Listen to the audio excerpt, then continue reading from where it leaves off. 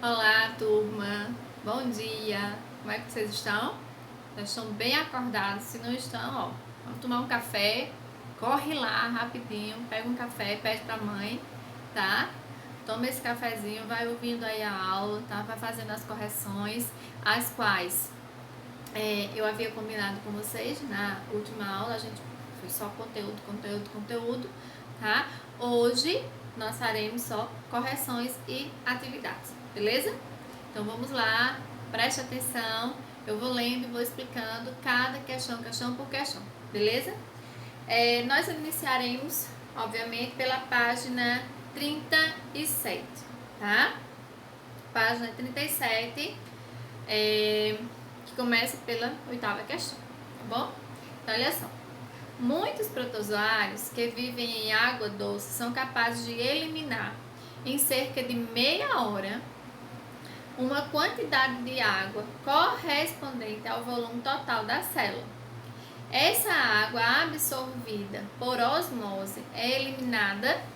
Qual a estrutura, tá, desse protozoário vai realizar essa função?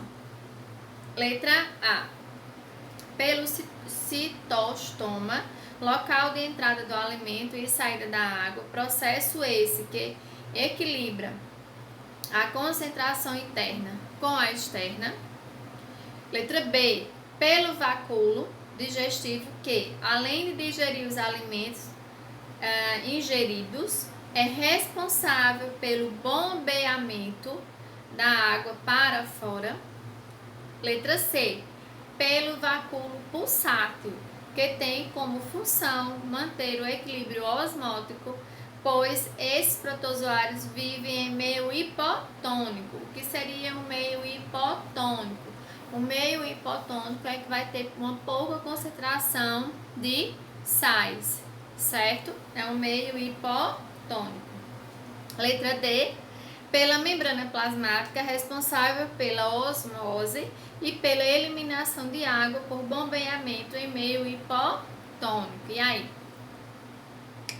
Letra C, pessoal, tá? Então, pelo vacúolo pulsátil. Eu mostro lá em um dos slides essa estrutura para vocês bem direitinho, tá? E, além disso, eu especifiquei também nos slides, beleza? Qualquer dúvida, podem voltar lá. Nona questão. Olha só. Sobre os protistas, é incorreto afirmar que, tá? Então, o que é que está errado? É importante vocês prestarem atenção nisso, porque em uma quantidade grande de questões que vocês peguem para responder, tá? Quando vem assim uma no meio delas com a questão incorreta, isso pode atrapalhar um pouco, tá? Então é importante que vocês estejam atentos a isso, certo? Olha só. Sobre os protistas, é incorreto afirmar que protozoários do filo Sarcodina incluem amebas, algumas delas capazes de produzir uma carapaça denominada testa. Letra B. Organismos protistas denominados algas incluem seres eucarióticos autotróficos unicelulares, tá? Ou seja, se são autotróficos que realizam o processo de fotossíntese, beleza? Letra C. Euglenoides. São algas unicelulares que possuem em torno de si uma célula composta de fibrilas e não têm parede celular. Letra D. Esposoários são protistas que possuem 2 ou mais flagelos com os quais realizam sua locomoção. E letra E. O Trypanosoma cruzi é o agente causador da doença de Chagas, cuja fase terminal é caracterizada pela insuficiência cardíaca decorrente da instalação do parasita no músculo cardíaco, tá? Então, a única E que está errada é a letra D. Esporozoários são protistas, tá? Que possuem 2 ou mais flagelos com os quais realizam sua locomoção. Bom? 10ª questão, tá? Aqui são questões abertas, certo? Então, olha só. Alguns protistas e algumas células eucarióticas apresentam na superfície externa cílios ou flagelos, que desempenham importantes funções como deslocamento. Considere os seguintes protozoários e células eucarióticas, tá? A gente tem o paramécio, a euglena, tripanossoma, espermatozoide e células de tecido epitelial, certo? Então, ela vem com a pergunta: quais dessas células apresentam cílios e quais apresentam flagelos? Então, olha só, nós temos o paramécio, que vai apresentar os cílios e células do tecido epitelial, certo? Que também vão apresentar os cílios, ok? E os flagelos, a gente tem a euglena e o tripanossoma, tá? Então, eles vão apresentar o flagelo que vai auxiliar na sua locomoção, beleza? Sim, e o espermatozoide também, né? Que ele cita aqui, quando ele já no finalzinho, né? Espermatozoides e células do tecido epitelial também irão apresentar flagelos, auxiliando no seu processo de locomoção. Letra B. Há alguma diferença na função dessas estruturas nesses tipos celulares? Explique, tá? Olha só, ambos irão servir para locomoção, tá? Tanto os cílios como o flagelo. Isso aí só vai diferenciar o organismo, né? Os cílios do tecido epitelial, eles auxiliam na movimentação de mucos, tá? Por exemplo, na nossa região da traqueia. Então, a gente possui pequenos cílios. Então, aquela produção do muco, quando a gente está gripado, quando a gente está resfriado, é um auxílio dos cílios que estão internamente revestindo essas nossas estruturas, certo? Letra C. A ameba não apresenta cílios ou flagelos, tá? Como esse organismo unicelular se desloca? O que é que faz ele se deslocar? O que é que faz ele se movimentar, tá? Então, as amebas têm o que a gente chama de pseudópodes. Assim, ó, esses prolongamentos, tá? São falsos pés, certo? Então, a ameba ela vai se deslocar através dos pseudópodes, beleza?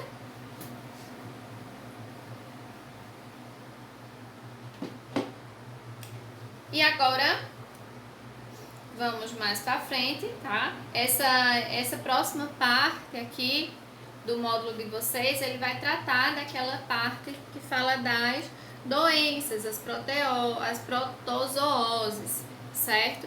Então, todas aquelas patologias que estão relacionadas com os protozoários.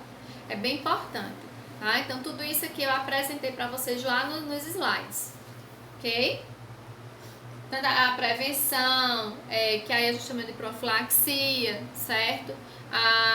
Medicações, como se desenvolve a doença, tudo isso foi apresentado lá nos slides, beleza? Então, vamos lá para as questões. Página 41, tá? Página 41. 11ª questão. Em um bairro de uma grande cidade, várias famílias foram acometidas por doença intestinal, caracterizada por diarreia intensa.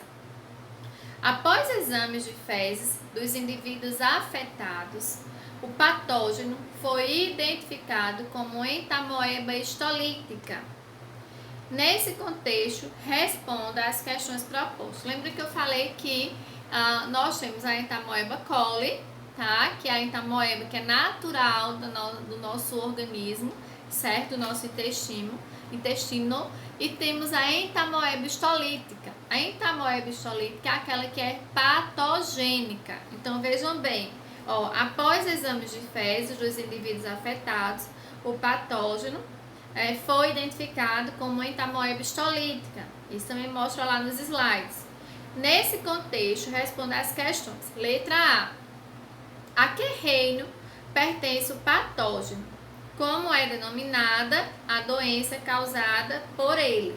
E aí? O reino. protista, né? E a doença causada é a amebíase, né? Então, a amebíase, ela é bem comum, certo? Principalmente por muitas pessoas se alimentarem muitas vezes fora de casa e aí em alguns ambientes não tem, né, aquele cuidado adequado que se deve ter com o alimento e aí passou uma baratinha ali, certo? Passou uma mosca por ali, pode deixar cistos, tá? Da entamoeba histolítica e aí você, quando vai ingerir aquele alimento, muitas vezes frituras, né? Ou mesmo uma fruta ou um suco que a fruta ela não foi bem higienizada, tá? E aí você pode adquirir por via oral, obviamente, este protozoário. Então ele vai causar cólicas abdominais, causa diarreias, tá?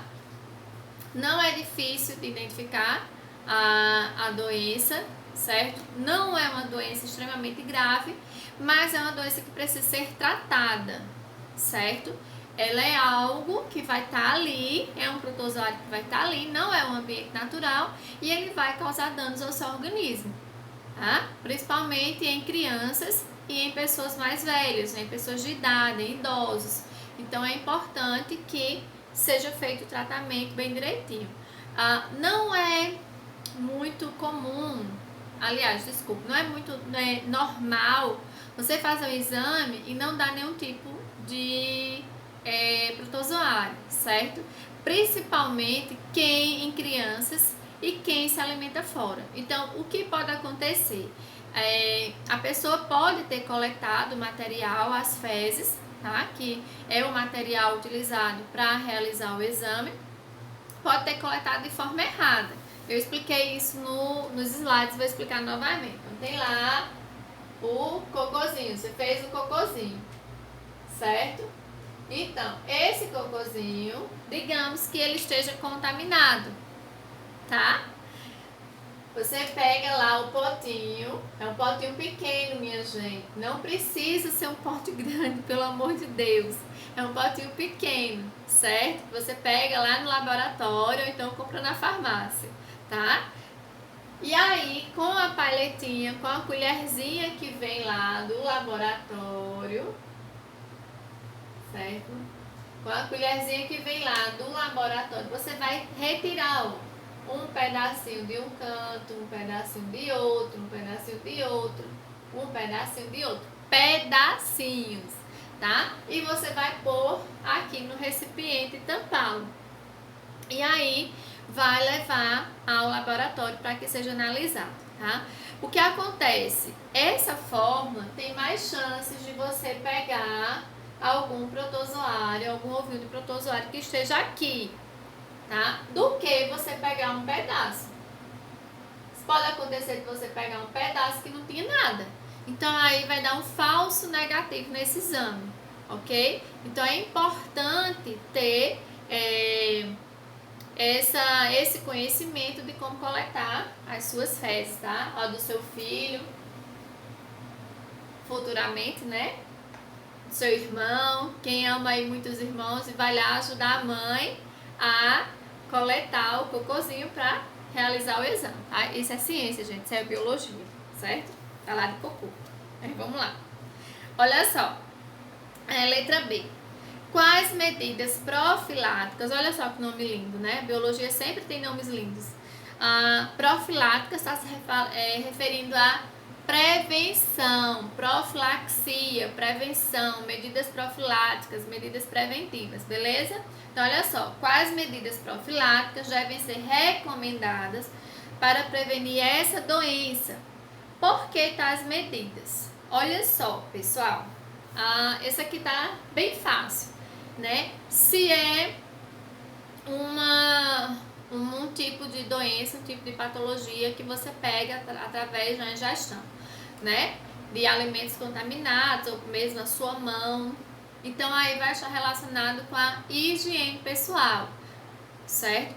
Vai estar relacionado também com o saneamento básico. Então é importante que se tenha uma rede de esgoto, né? Quando o esgoto ele é lançado a céu aberto, nas ruas. Então, é mais fácil das crianças, das pessoas, mesmo andando nesse ambiente, elas terem contato e se contaminarem, certo?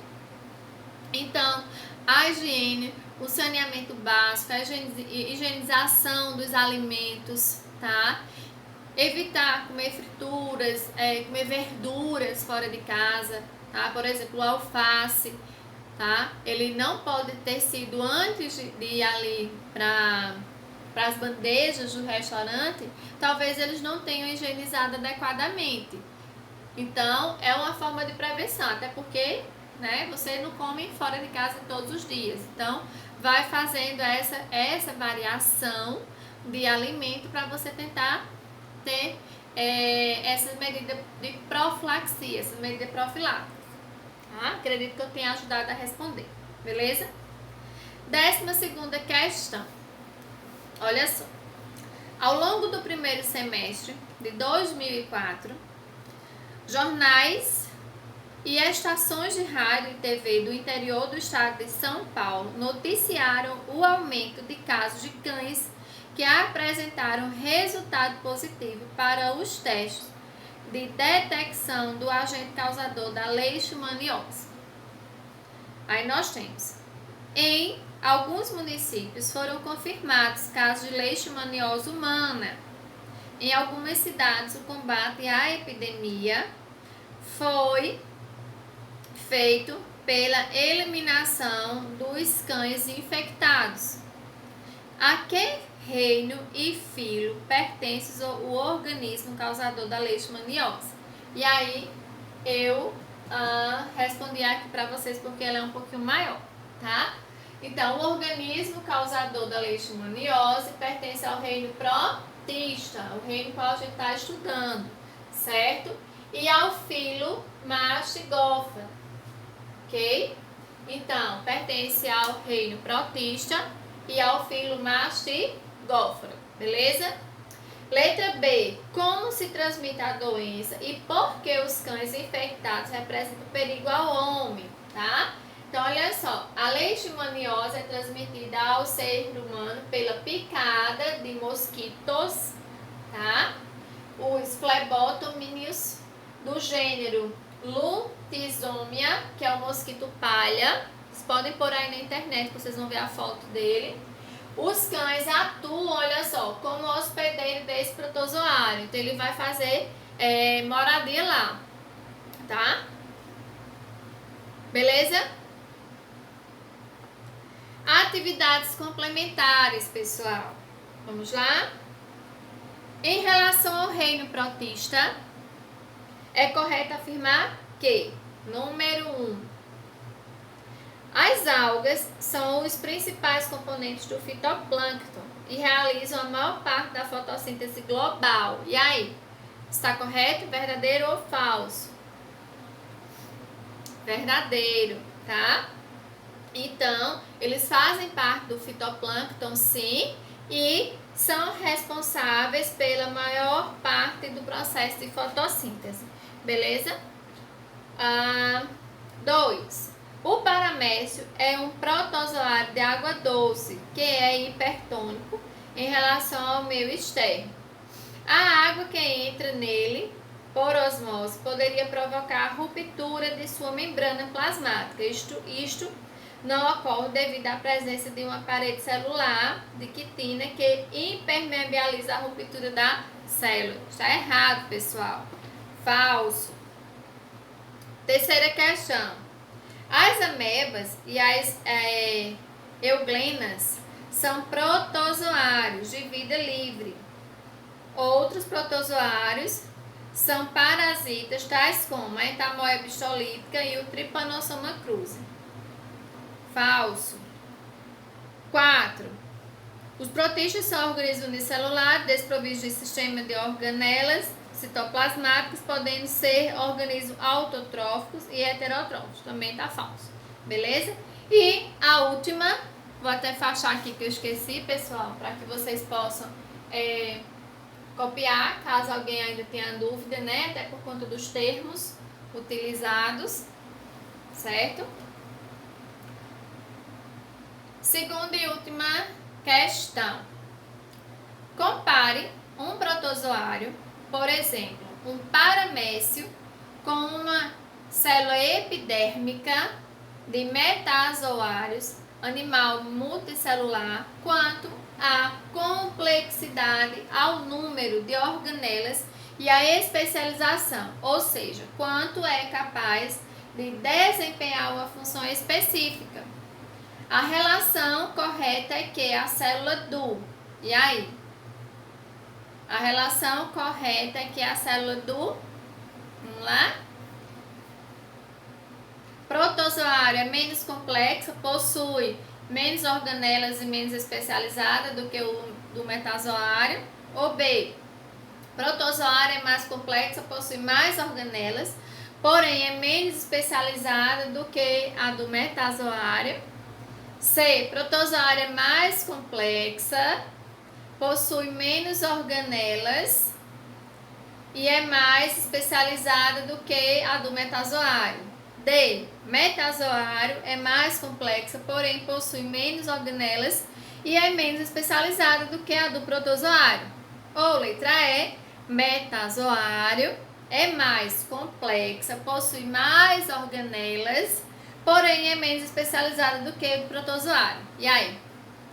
Letra B, pessoal, letra B que está correta. O protozoário é mais complexa, possui muitas organelas, porém é menos especializada do que a do metazoário. Tá, pessoal?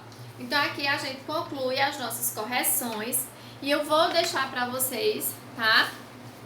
Continuarem. Eu quero feedback ainda no horário da aula, certo? Vocês vão enviar para o meu WhatsApp e também para o e-mail, porque eu preciso saber quem fez, ok? E dá tempo da questão 3 até a questão 16, certo? Da questão 3 até a questão 16, que vai até a página 44, pessoal. Então, vamos lá, ó. A gente não tá em momento de ter... A gente já teve férias, já teve mais tempo do que férias, né? Então, vamos aproveitar esse momento até pra gente ocupar a nossa mente, tá? Estudar é uma forma de nos ocuparmos e eu creio que vocês estejam bastante ocupados, tá certo? Então, vão aproveitar esses conhecimentos biológicos aí e pôr em prática, tá bom? Beijão e daqui a pouco a gente tá aí, ó, conversando via WhatsApp. Beijo, até já já!